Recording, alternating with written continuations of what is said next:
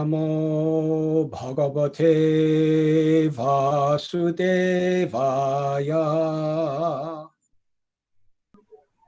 Tamopayatam Pratiyanti Vipra Ganga Cha Devi Dhrita Chittam Ishe Vijo Pashrishta Kuhakas Takshakova Dasat Balam Gayata Vishnu Gataha. O Brahmins, just accept me as a completely surrendered soul, and let Mother Ganges, the representative of the Lord, also accept me in that way. For I have already taken the lotus feet of the Lord into my heart. Let the snake bird or whatever magical thing the Brahman created bite me at once. I only desire that you all continue singing the deeds of Lord Vishnu. Purport by His Divine Grace, A.C. Bhaktivedanta Swami Prabhupada. As soon as one is given up completely unto the lotus feet of the Supreme Lord, he is not at all afraid of death. The atmosphere created by the presence of great devotees of the Lord on the bank of the Ganges and Maharaj Parikshit's complete acceptance of the Lord's lotus feet were sufficient guarantee to the king for going to Godhead. He thus became absolutely free from all fear of death.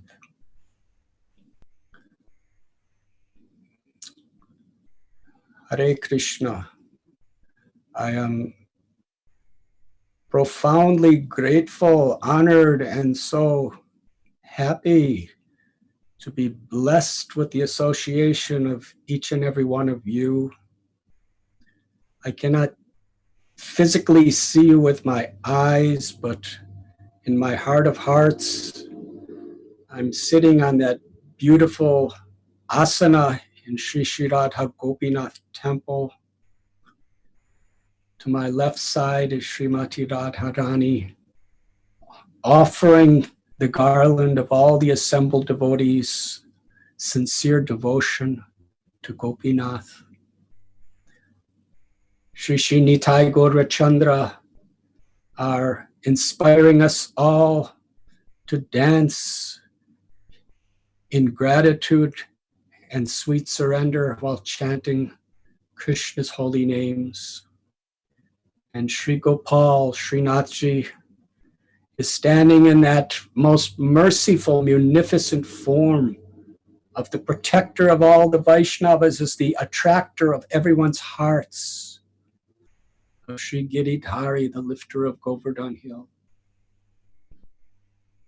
And to the right is the beautiful Vyasasan of our beloved Guru Maharaj, the founder Acharya of ISKCON, His Divine Grace, A.C. Bhaktivedanta Swami Prabhupada. And all around are the effulgent, blessed faces of the assembled devotees. That same experience, it cannot be interrupted by material circumstances. There's that well-known story that I have often shared with you, where my beloved godbrother Hayagriva Prabhu was at the Ananda Ashram in upstate New York with Srila Prabhupada and just a few devotees in 1966. And he was sleeping under the stars in the grass outside and had a dream. In that dream, he saw Krishna sitting on a chariot in the land of Kurukshetra, teaching Arjuna the Bhagavad Gita. Suddenly in the dream, Krishna manifested himself to be Srila Prabhupada. And Arjuna as Hayagriva. And Srila Prabhupada was instructing him. Hayagriva ran the next morning and told Srila Prabhupada this dream. He said, it seemed like it was identical. Krishna speaking to Arjuna and you speaking to me. And Srila Prabhupada said, yes. Whenever a devotee is repeating the words of Krishna in parampara with a sincere heart, then Krishna is speaking through. And the devotees can experience the same benefit as Arjuna. When we read the Bhagavad Gita, when we hear the classes glorifying Lord Sri Krishna, the same benefit could be there. It is just a matter of our sincerity, our eagerness to hear, and ultimately sharanagati, our surrender. Yeyatamam prapadyante tamstataiva bhajamyaham. Krishna tells in the Bhagavad Gita that according to how we seek shelter of Krishna, how we surrender in our heart to be a servant for the pleasure of Krishna, as the servant of the servant of the servant, Krishna reveals himself to us through his words, through his names, through his pastimes, through his abode, through his form of the deities, and through the association of his devotees. So many of the greatest histories of all the religions of the world have been revealed at times of apparent desperation, where the challenges seemed insurmountable. And the devotees, whenever they took shelter of the Lord with faith, not necessarily in a physical way, but from a spiritual perspective, the devotees grew toward the highest perfection.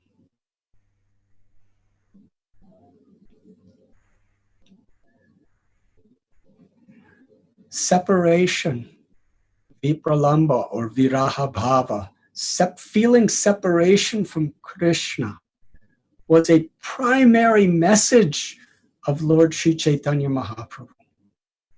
And it was especially revealed by him in his Antya-lila of Sri Chaitanya Charitamrita when he was living in Gambhira. In the mood of Sri Radha, in the mood of a devotee, Mahaprabhu was deeply absorbed in feeling separations from Krishna. And the 6 Goswamis, Rupa Goswami, Sanatan Goswami, Raghunath Das Goswami, Raghunath Bhatt Goswami, Gopal Bhatta Goswami, and Jiva Goswami, they, through their writings and through their personal example, they taught this great treasure of love in separation. He Radhe Brajate Vake Chalalite Hinanda Shuno Kata. In separation, there is union within the heart. In this way, there is no impediment by any physical situations that can separate us from Krishna, who is always in our heart, and from the devotees who are always with Krishna in our heart. So I'm sitting in this very faraway place in America, and many of you in India or other parts of the world. But by Krishna's grace, even if there was no technology at all,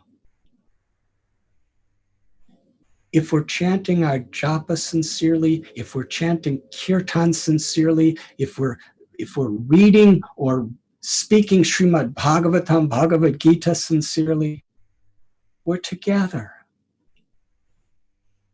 Srila Prabhupada explained, if you're chanting Hare Krishna and I'm chanting Hare Krishna and all of us are chanting Hare Krishna, we are all on a spiritual level together. And devotees could feel that. In Kali Yuga, technology in certain ways compensates for the deficiencies we have in this age of Kali.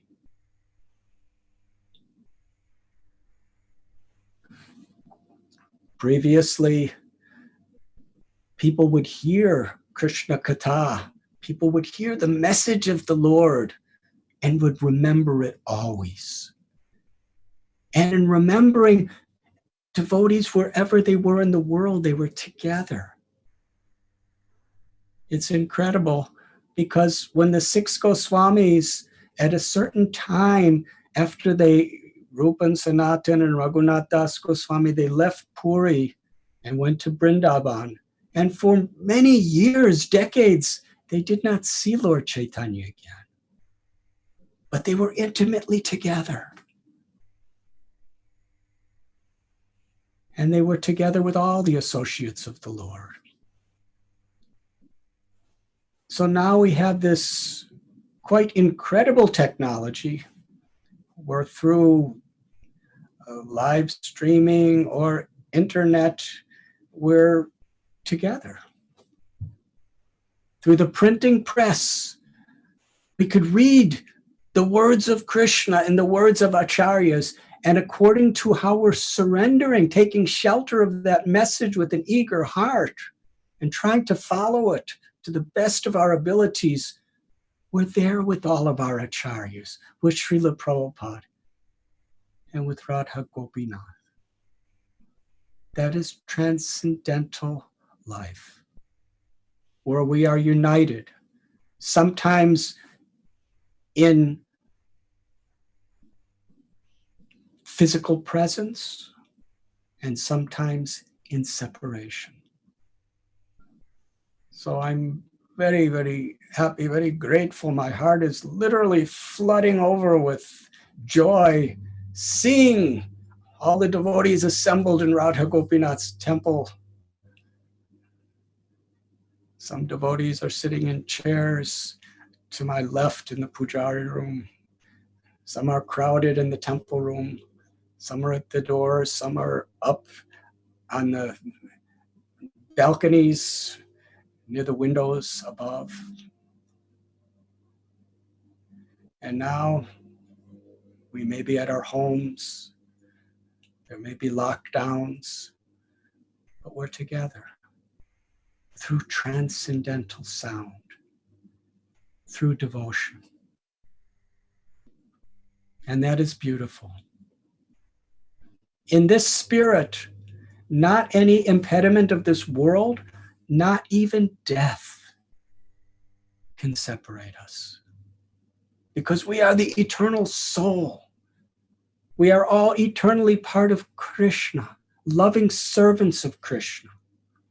And on that spiritual level of experience, we are beyond and above, transcendental to the ever-changing pleasures and pains of this world, transcendental to birth and to death. Krishna is in our heart. Krishna unites his devotees. But it is important that devotees are eager to serve one another. Why? Because That is what gives the greatest pleasure to Krishna. To serve one another and to share this great blessing of Krishna's presence, of God's grace, with as many people as possible in this world. Today, the brahmacharis of Sri Sri Radha Gopinath Temple gave me this particular verse to speak on.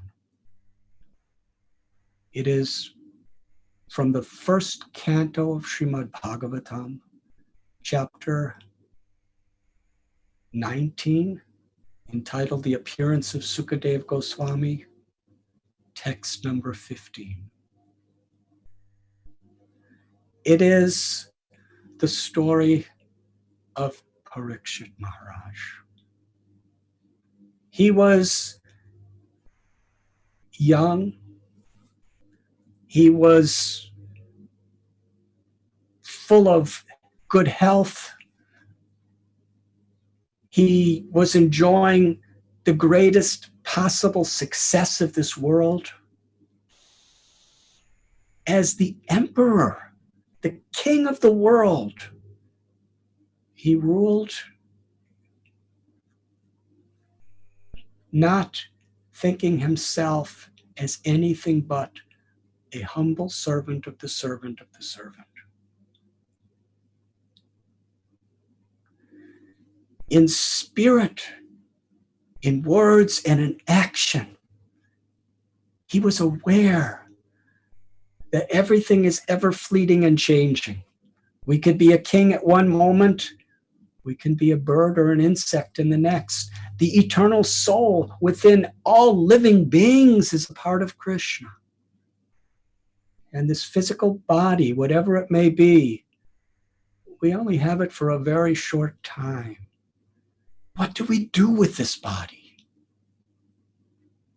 The human form of life, durlabha manava janma lobhya samsare, is so rare. It is so precious because in this human form of life, we could learn to see the presence of God everywhere and in everyone. We could learn how to awaken love for God within our own hearts, awakening the true nature of the soul and sharing that. The experience we have when that love is awakened, and also the process of how to awaken it, are very much the same. To see everything as Krishna's property, the entire creation, and to see everyone in every species of life as God's children. Children that God infinitely loves. Krishna may be pleased or may not be pleased, but it loves every spirit soul in their essential true nature. In this sense, our whole life, whatever we do, whoever we are, whatever we have, it's oriented in a spirit of seva or service. To be a caretaker of God's property and a caretaker and a servant of all beings. That was Parikshit Maharaj's consciousness. And he did it so well. Today, it's natural, even for a devotee, to ask, why is this happening to me? Sometimes we're sick. Sometimes we're dying. Sometimes our loved ones are dying or have died. Sometimes economically, things appear to be collapsing and desperate. Sometimes we're locked down and separated from the things that we love to do. Sometimes people are against us, trying to destroy us. There's limitless ways things could go wrong in this world. King Parikshit and so many other great personalities, some who were married with families, some who were renunciates, they taught us where to find happiness, where to find truth in every situation of life. Maharaj Parikshit was such an emperor. He traveled throughout the world. And wherever there was people, wherever there was animals, wherever there was birds, wherever there was any species of life, he was willing to lay his life down to protect them, to take responsibility. According to the highness of our post, there should be a sense of willingness to sacrifice, to take responsibility for the well-being of others. It is said for those who much is given, much is expected. The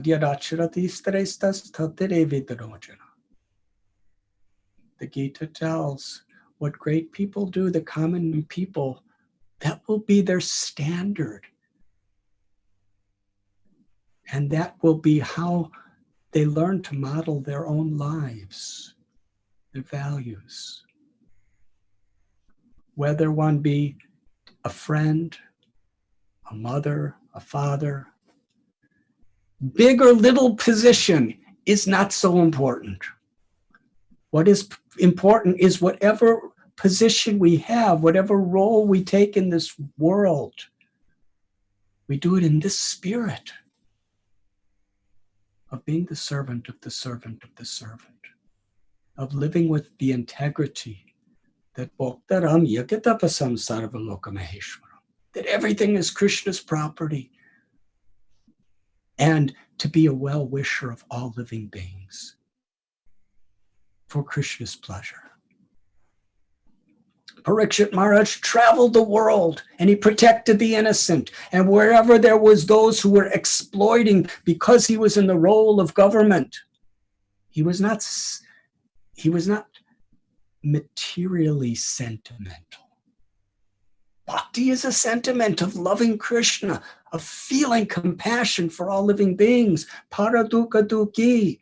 A devotee, he feels the suffering of others as his own suffering or her own suffering, and feels the pleasure and happiness of others to be our own happiness. Now that's a sentiment, but it's a sentiment born of spiritual truth.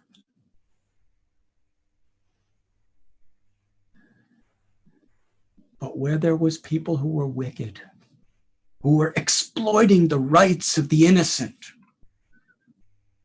who were discriminating against anybody because of their differences, King Parikshit was bold,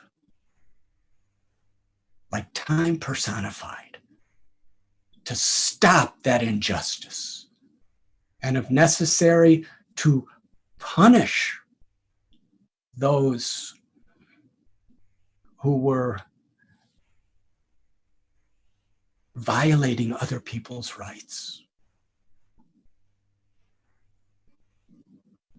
When an innocent cow or bull was being abused, Parikshit Maharaj was right there, willing to give his life and soul to protect.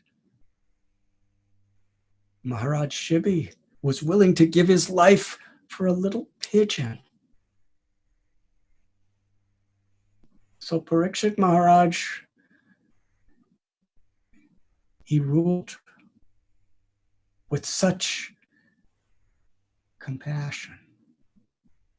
Sometimes that compassion took the form of very strong justice and punishment. but it was always in the spirit of helping everyone. That was his role as the leader of a government. And he was a descendant of the Pandavas, the grandchild of Arjuna and Yudhishthira Maharaj.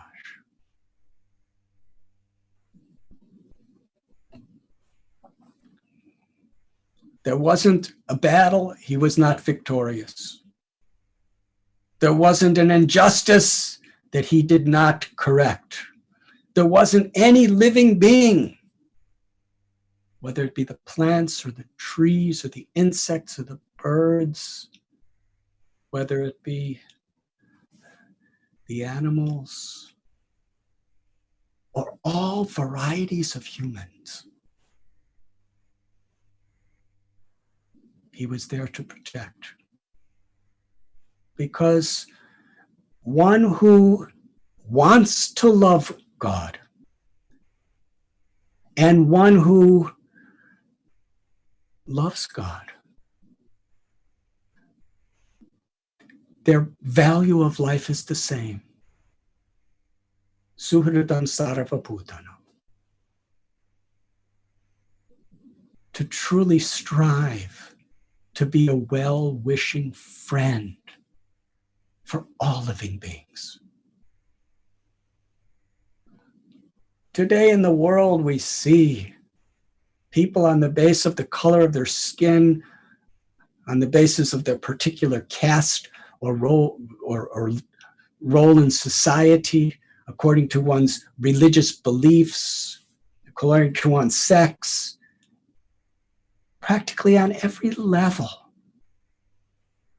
People who have this obsessive need to feel themselves better than others. They exploit and they abuse others. And when we think we're this body in this vidya, in this pathetic state of ignorance,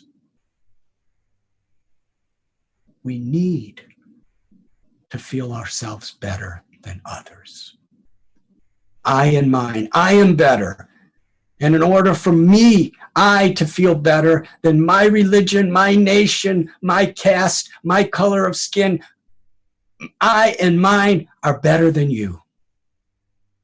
Why do people need to feel this? It's because they're disconnected from their true self. When we understand Bhoktaram Jagatapasam Sarvalokamaheshwaram Suhradam Sarvabhutanam Gyatva Mam Shanti Mrichati. When we understand that our Supreme Father, our Supreme Mother, the Lord who is the origin of everything and everyone, is great. When we take pleasure, actually, in the greatness of God, in the love of God, in the mercy of God, then our greatest happiness is not to feel ourselves better than others, but as Lord Chaitanya taught, it is Gopi Bharatur Padakamalayora Dasa Dasa Das Anudas, to be the servant of the servant of the servant of the servant. How sad it is that people in this world are competing, and causing pain and violence and heartbreak to others because they feel themselves to be the enjoyer.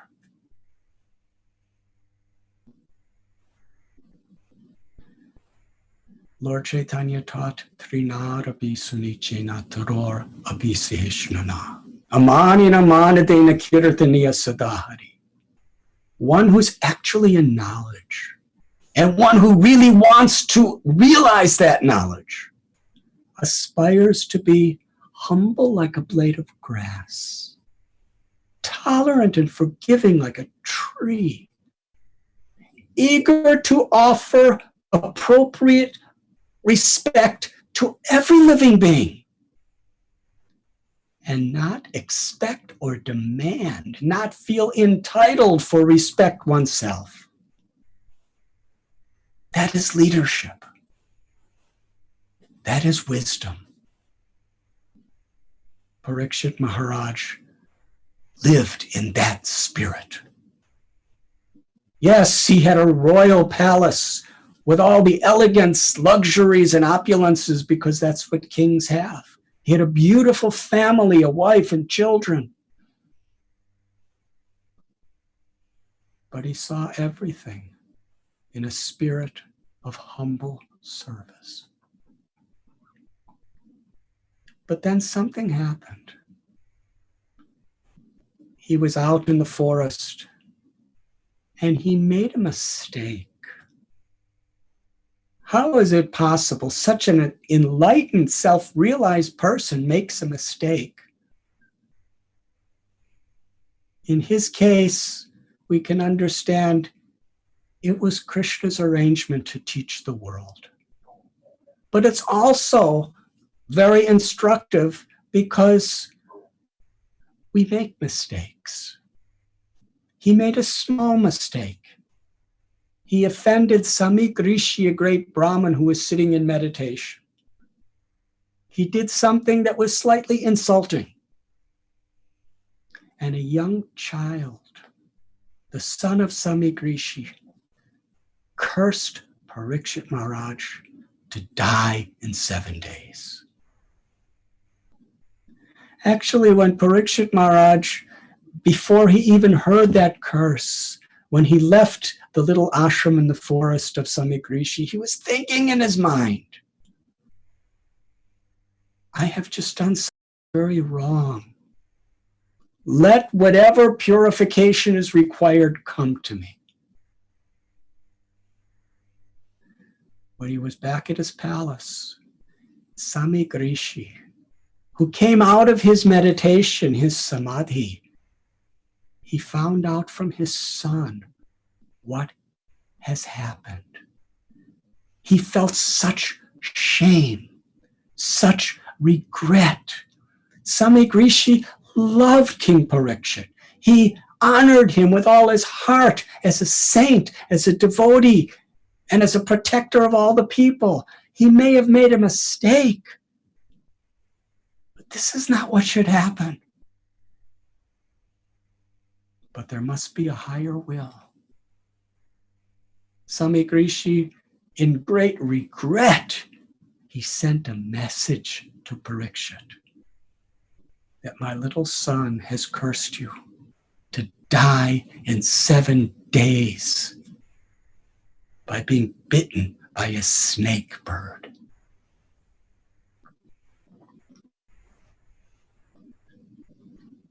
Our acharyas and Srila Prabhupada explained that when Parikshit Maharaj heard this news, he considered it good news. He could have gone to Samik Rishi's hermitage to beg apologize for the mistake he made, because that's generally the appropriate thing to do for such a gentle person as the king. But he didn't, out of respect and sensitivity.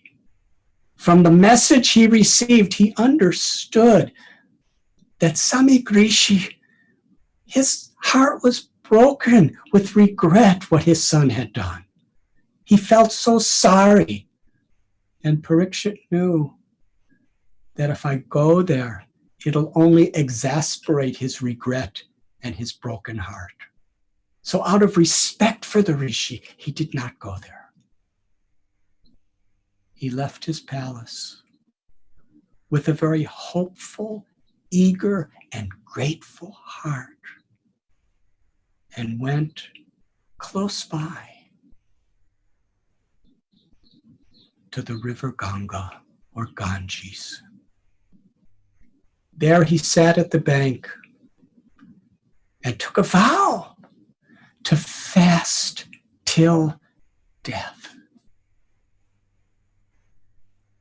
Completely absorbing his mind and his heart in remembering the Supreme Lord of his heart, Sri Krishna.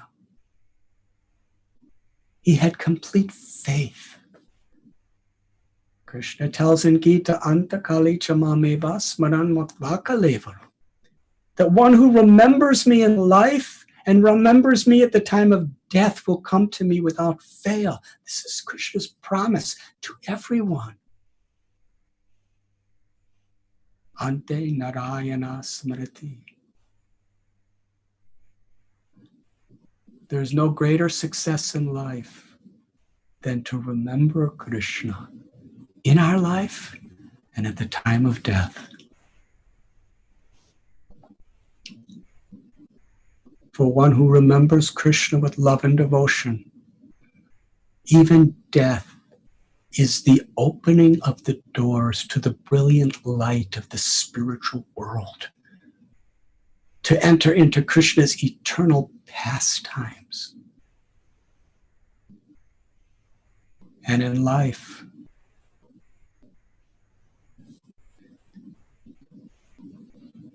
to know that every moment is so precious is such a special opportunity to cultivate our love for Krishna. Everything and all of our decisions in life should be harmonized with that truth.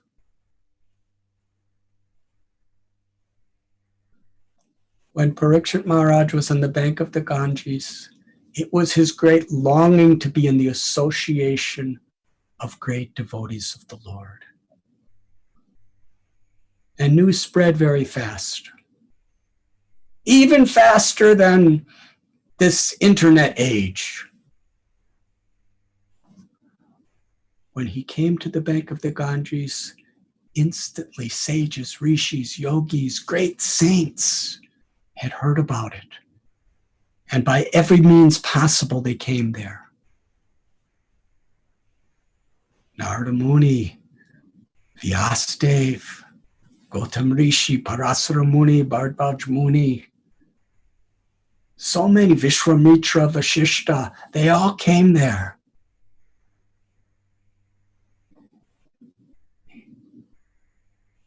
In the guise of a pilgrim's journey, they came to the bank of the Ganga. But in actuality, they wanted to be there for the king.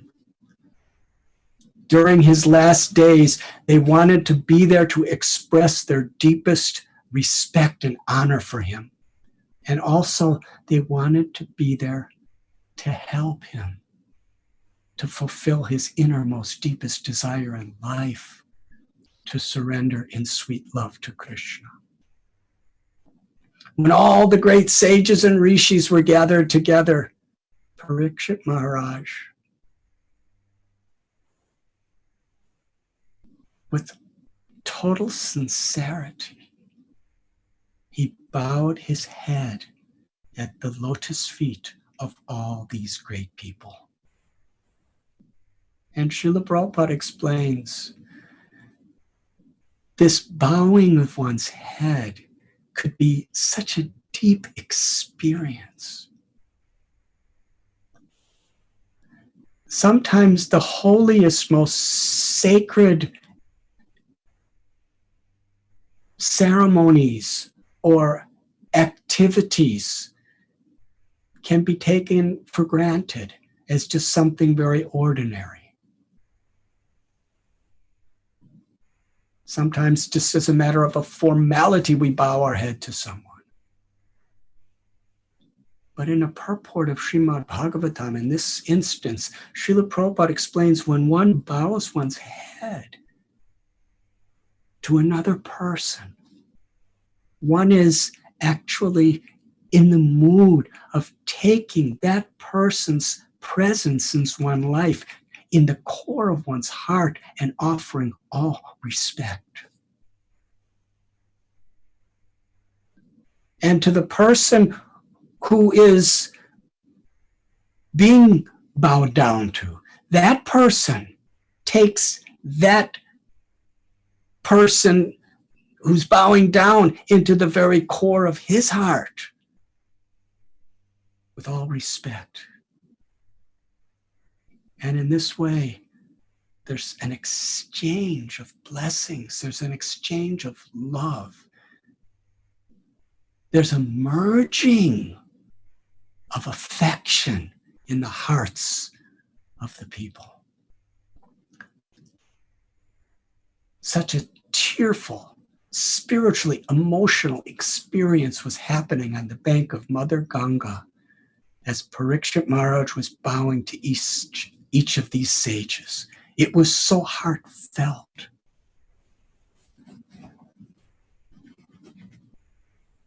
And with such gratitude.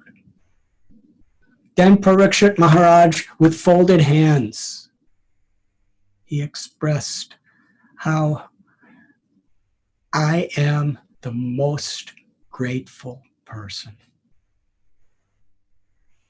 There can be no one who is more grateful than me at this moment.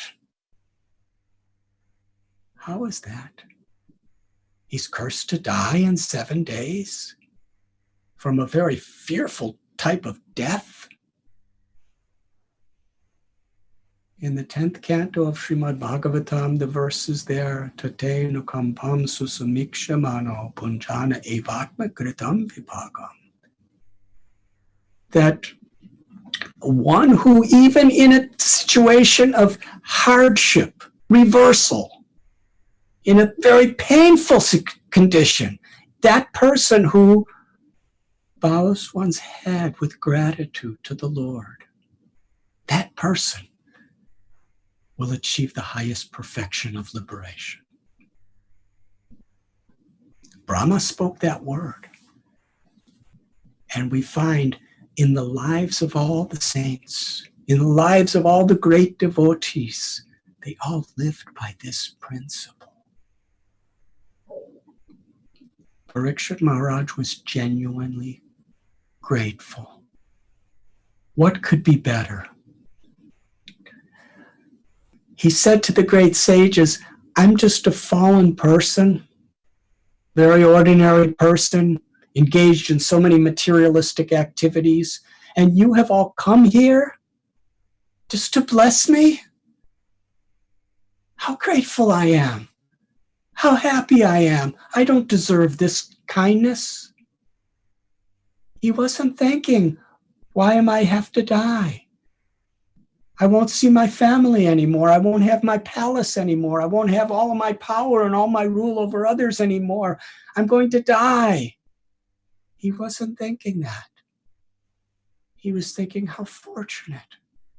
I'm in the association of great devotees of the Lord who have come to bless me.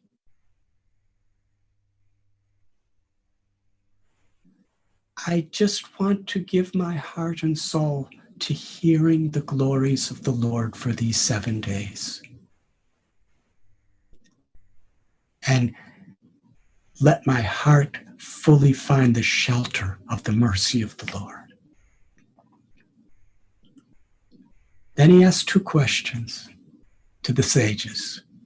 Please tell me, what is the prime duty for all living beings in every situation of life?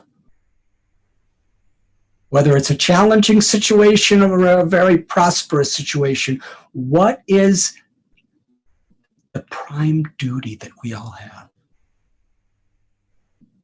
And what is the duty of a person who is about to die?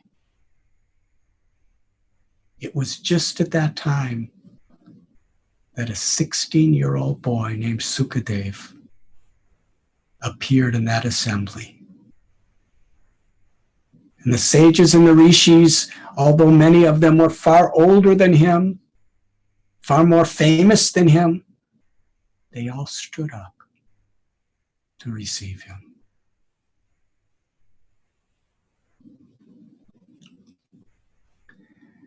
Now, to speak the Srimad Bhagavatam to the king, to be the person who is unanimously agreed upon to give the last message, that person is going to have the ultimate fame forever.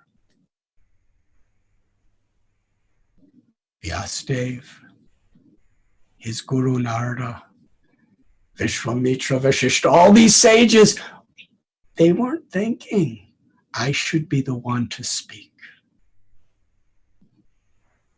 When this boy Sukadev, who was really unheard of, and he was only 16, and he didn't even have any clothes on, because he was just wandering alone through the forest. They understood he could best serve the king. They all agreed and gave him the asana to sit on. Maharaj Parikshit bowed down to Sukadev. And Sukadev Goswami offered his respects to everyone. His quality, he had no false ego. And the Srimad Bhagavatam explains one of the highlight features of his enlightened state is he saw everyone with equal vision. He did not see people according to their bodies. He didn't see their people according to their external differences.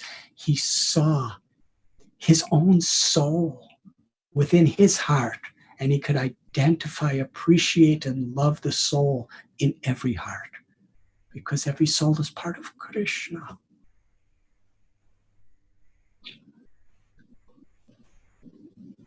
Parikshit Maharaj asked these essential questions to Sukadev Goswami.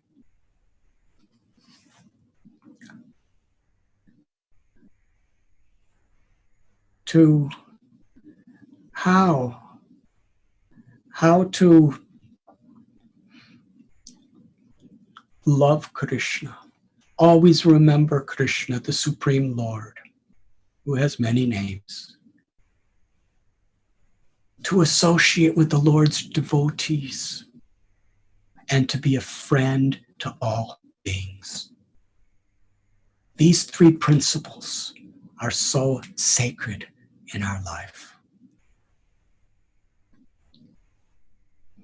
Sukadev Goswami then spoke to Parikshit what he had heard from his father in Parampara, Srila Veda Vyas. He spoke the Srimad Bhagavatam.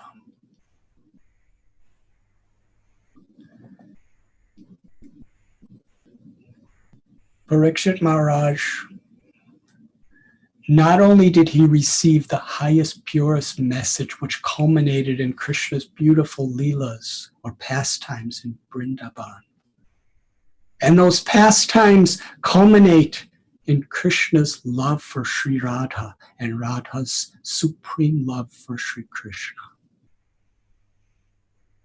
The crest jewel, the cream of all the Vedas, the culmination of the whole career of Vyasadeva is the Srimad Bhagavatam. And it was spoken at a time of such crisis.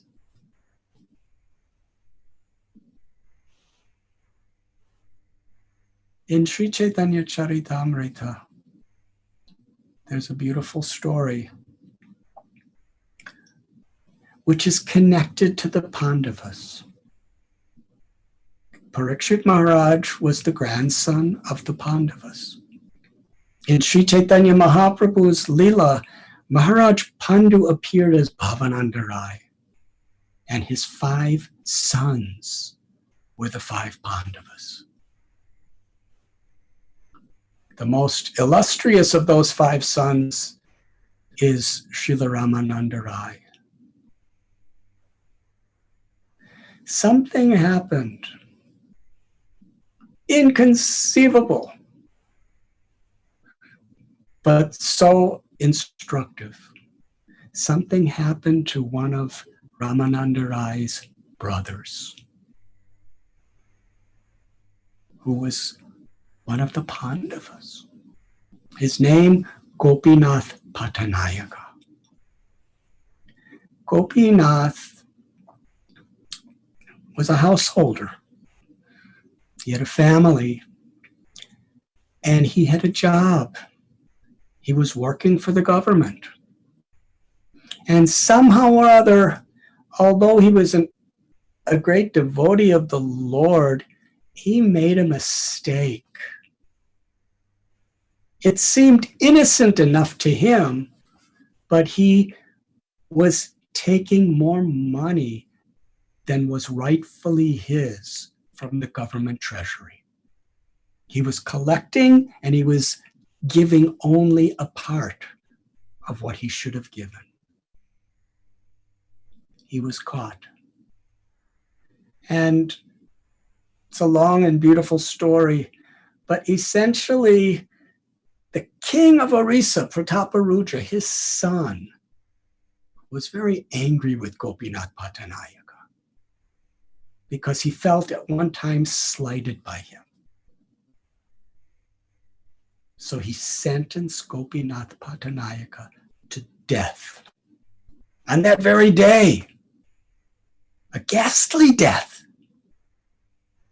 to be brought to an elevated platform and then thrown down onto numerous sharp swords. It's called Changa. So Gopinath Patanayaka was there, looking down at the swords. And he was praying. With all his heart, with all his mind, he was praying. Not praying, please save me. He was praying, let me remember you, Krishna.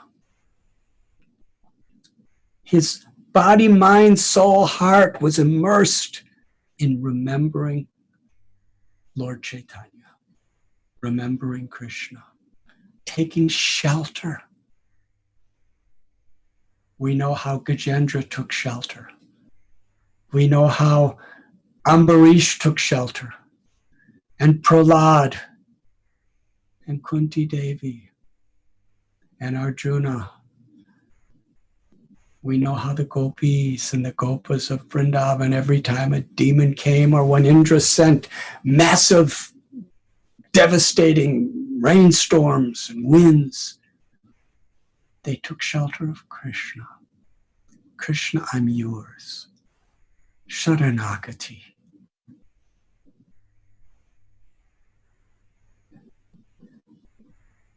Bhaktivinoda Thakur prayed that Krishna, if you want, you can kill me. If you want, you can protect me. You can do anything you like with me, but I'm yours unconditionally. That type of remembrance opens the doors to true love, the highest liberation. Nadanam na janam na sundarim kavitam vajagadisha kamaye mama janmani janmanishwari bhavatad bhakti rohayita kitvai. Sri Chaitanya Mahaprabhu taught us this prayer. I do not want wealth or the pleasure of sexual relationships, romance. I do not want fame or power. I don't want to be a great scholar. I don't even want liberation from suffering. I only want, my Lord, that in whatever situation you may put me in, I can serve you unconditionally. Such a mood. This is how Gopinath Patanayaka was taking shelter when he was seconds away from death.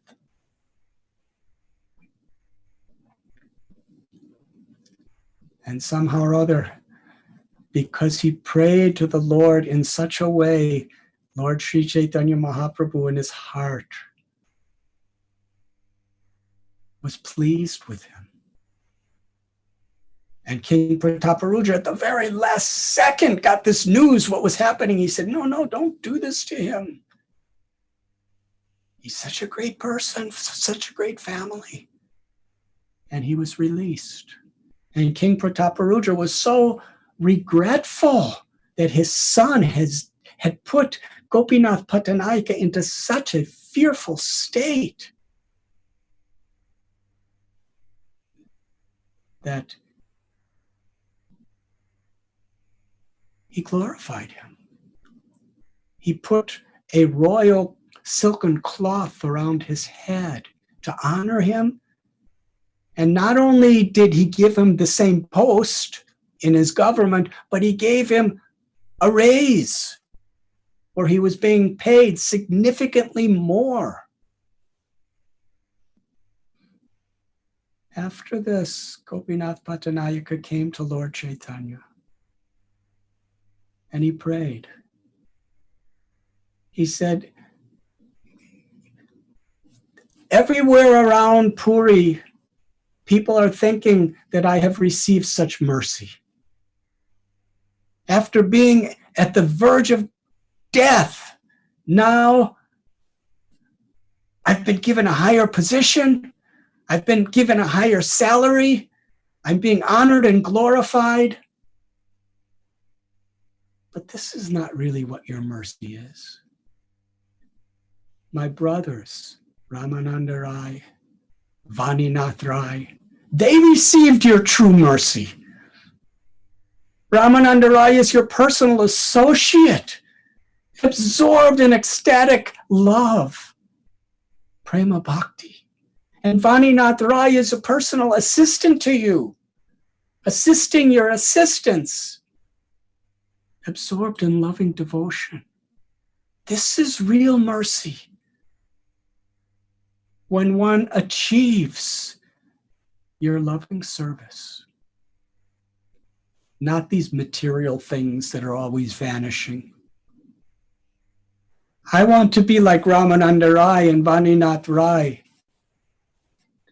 Let me renounce everything of this world like them and serve you in this way. And he meant it. He was willing to renounce everything in the name of surrender. And Lord Chaitanya Mahaprabhu told him, if you were to renounce your home and your wealth and your job, then who would take care of your large family? They are Krishna's children. You must continue your job. It is not renunciation is not a matter of giving up one's family or not giving up one's family, giving up wealth or earning great wealth.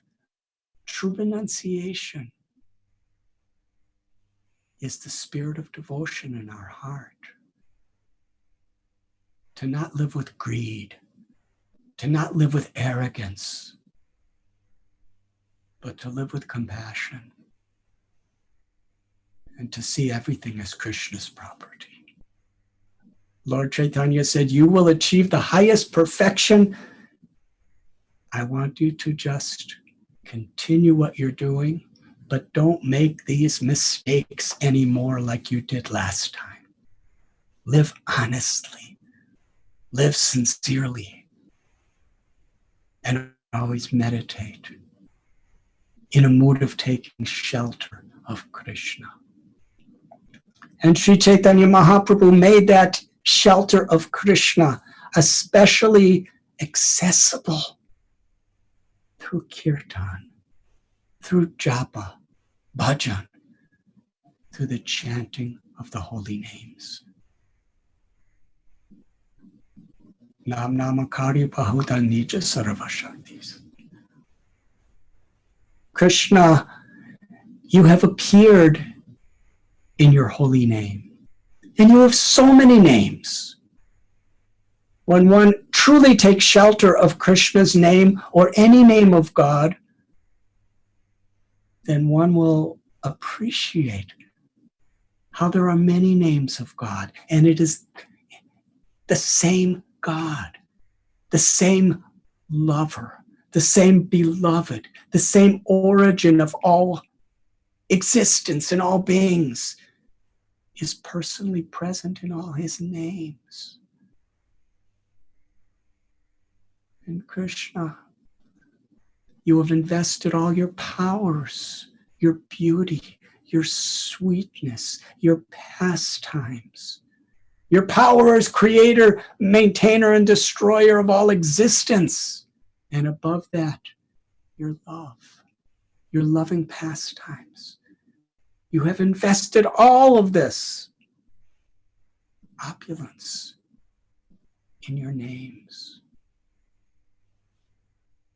To take shelter of Krishna's names, to take shelter of Krishna's words in Bhagavad Gita, of Krishna's pastimes in Srimad Bhagavatam, Mahabharata, Ramayana, Puranas, and so many other literatures, and to take shelter of Krishna's devotees, those who are sincerely trying to share Krishna from their hearts with each other. Machchata madgata prana bodhyanta parasparam katyantaschamam nityam tushyanti charamanti cha. When devotees come together to hear and chant the glories of Lord Krishna, Krishna's there. The greatest happiness, the greatest pleasure, when we seek our joy in life in sharing Krishna with one another. Bhaja hure mana srinandanandana abhaya charanara vindare. This beautiful song by Govinda Das, praying to his mind. Please, my mind, worship Lord Krishna. Remember Sri Nandanandana, my beloved Lord. Because in remembering, in seeking shelter of Krishna, one can be free from all fear. Fear, danger, calamity. For a sincere devotee, it is a blessing and an opportunity to fully concentrate on seeking shelter of Krishna. And in seeking shelter of Krishna, we go beyond birth and beyond death. When Sukadev Goswami began speaking to Parikshit Maharaj, he told him that the greatness of life is not in the number of years we live, but in the quality of our consciousness, in the quality of our life. Better one moment absorbed in Krishna than a long, long life of many years absorbed in so many temporary material thoughts. He gave the example of Maharaj Katvanga. He was also a king. He had one moment to live. And when he was told this news, with great eagerness, with his body, mind, heart, and soul, he took shelter of his beloved Lord Narayan. And in that moment, he attained the supreme, highest perfection of life. Beyond this material existence, across the causal ocean, within the Paravyoma, he attained eternal loving service in the pastimes of the Supreme Lord. Parikshit Maharaj, in this beautiful verse we're reading today, he faced his difficulty with gratitude. We may not be grateful for the things that are happening. That may be beyond our ability. When there's pain, when there's loss, when there's injustices in the world, we're not grateful that those things are happening. That's very difficult. But what we are grateful for, in this situation, Krishna is waiting for me. Ishvara sarvabhutanam hrideshe drinatishtiti. Srin vatam sukata Krishna punya sravana kirtan. Hridyantasto yabhadrani vidonoti suritsita. Krishna's in my heart. He's always in my heart. I'm grateful. I'm grateful for those devotees who are helping me to understand this.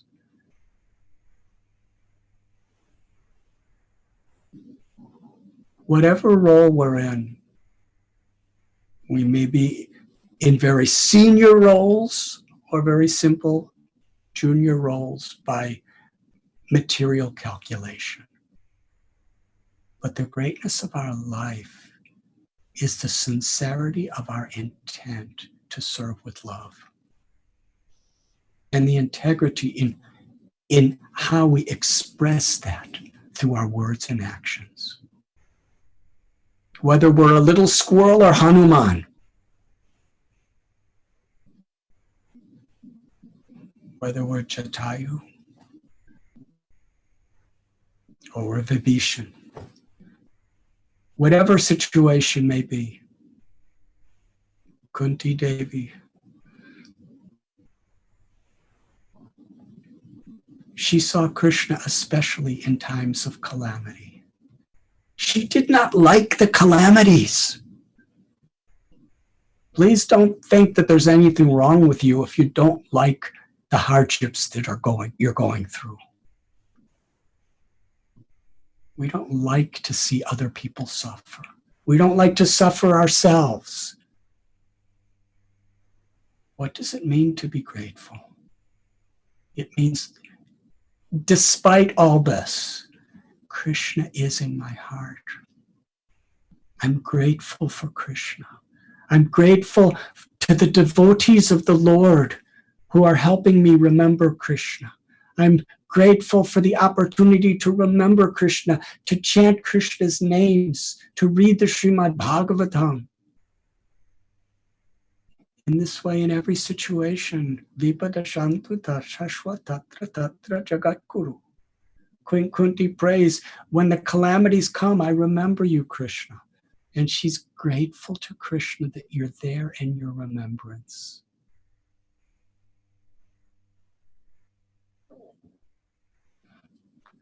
This whole material existence, in one sense, everyone's in a lockdown. We're all separated from the Lord in our heart. But the door to liberation, the door to real happiness is wherever, with a grateful heart, we take shelter of Krishna. Vitaraga bhayakroda manmaya mamupashada bahavo jnanatapasa putamad bhavamagataha. Being freed from attachment, fear, and anger. Seeking shelter of me, remembering me, Krishna tells. Many great persons of the past and in the present, many great persons have attained love for me. It is that love that is Purushartha Siromani, the true treasure, the true wealth, the true joy of love. Let us, following in the footsteps of the great souls, be grateful that in every situation, Krishna is there. We have the opportunity to pray for others, to help them to be with Krishna. In giving, we receive. I'm so very, very grateful to be with all of you. All glories to Srila Prabhupada. Hare Krishna. RG Media YouTube channel. Like, share, subscribe.